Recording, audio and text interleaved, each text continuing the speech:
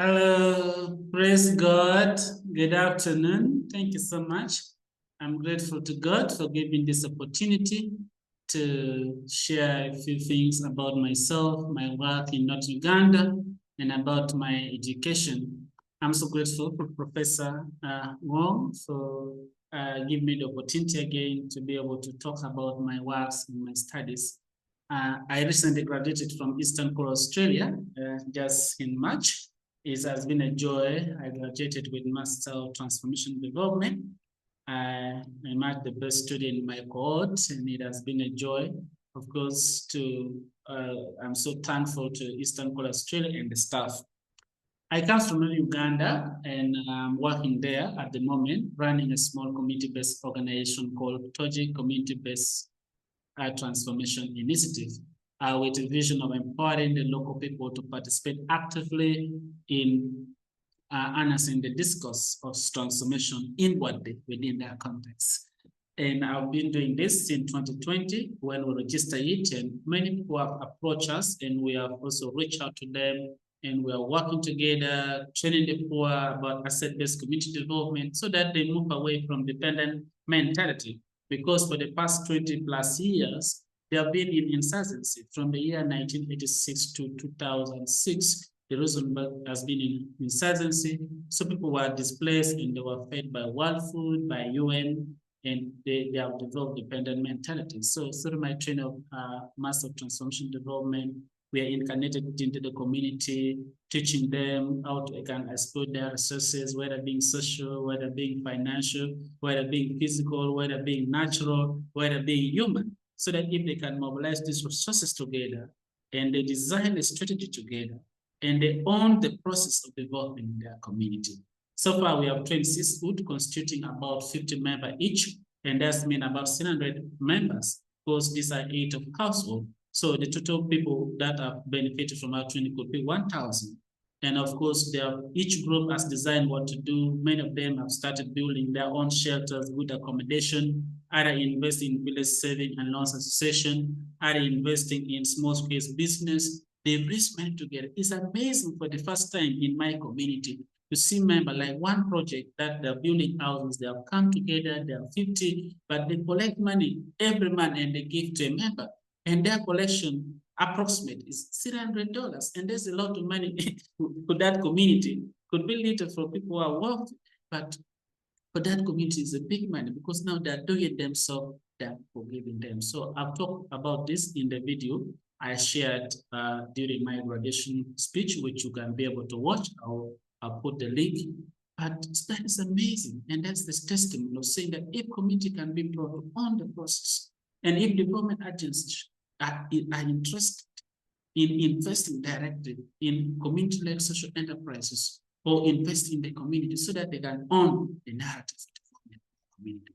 So that's what we are doing in Northern Uganda. So far, we have about 70 houses under constructions.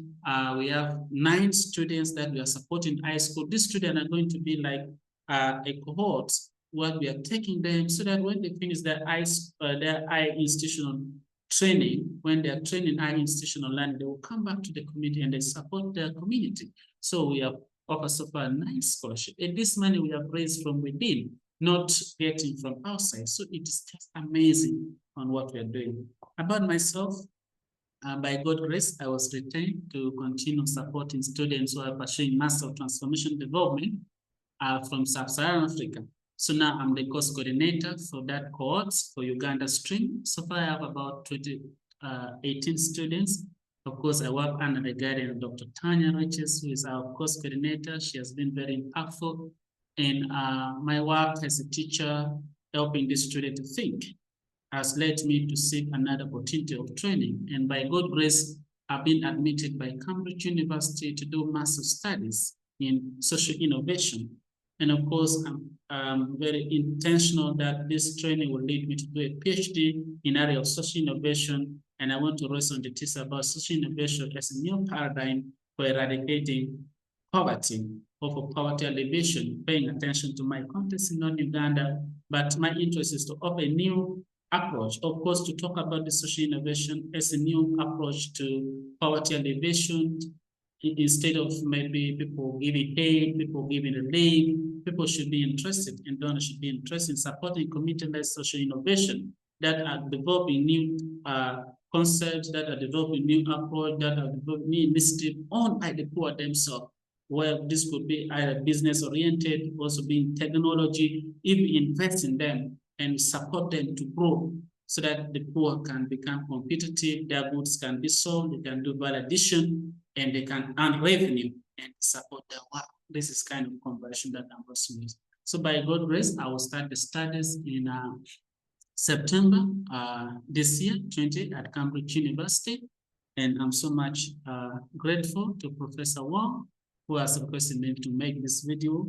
And I'm reaching out to everyone who take interest to support me in this next calling as I move to continue to get more training. I'm very intentional about this, that after finishing, I'll move to do a PhD at Cambridge so that I can be able and well equipped to train more people, especially those in MTD coming from Africa, and so that I can also be able to ask. My passion is to grow in the field of development and to become a Christian development thinker who will always seek in the biblical principle into the development discourse and who will be able to offer alternatives. I'm very antithetical to the secular development narrative, whether it be neoclassical, whether it be capitalism, even globalization, has its benefits and disadvantages. There's wide inequality. So all these need people to respond. So I want to stand and add to the already existing voices that are advocating for the poor, that are just advocating for a just and a compassionate world. I believe going to Cambridge will be helpful to me to interact with different people, different policymakers, different economies, and meet international players in the discourse of development, and also be able to be empowered and trained. And I develop my network. But above all, I'm passionate about working for the majority poor. And after my training, I'll come back in my context to continue serving and to continue helping, training more people to serve and to work for a just and a compassionate society. The total cost for this training, Master in Social Innovation, is about Australian dollars 64,896. God is gracious. God will take care of this need.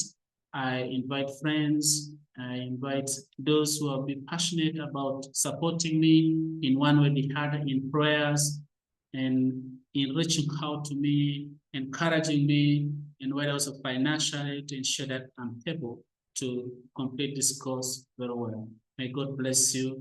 Thank you again, Professor Wong, for giving me this opportunity to talk about my course.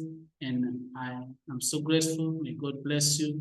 May God bless everyone who take interest, everyone who would love to hear more from me, and who would love to join with me in this new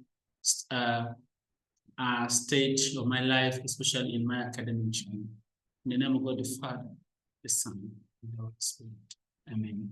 God bless you.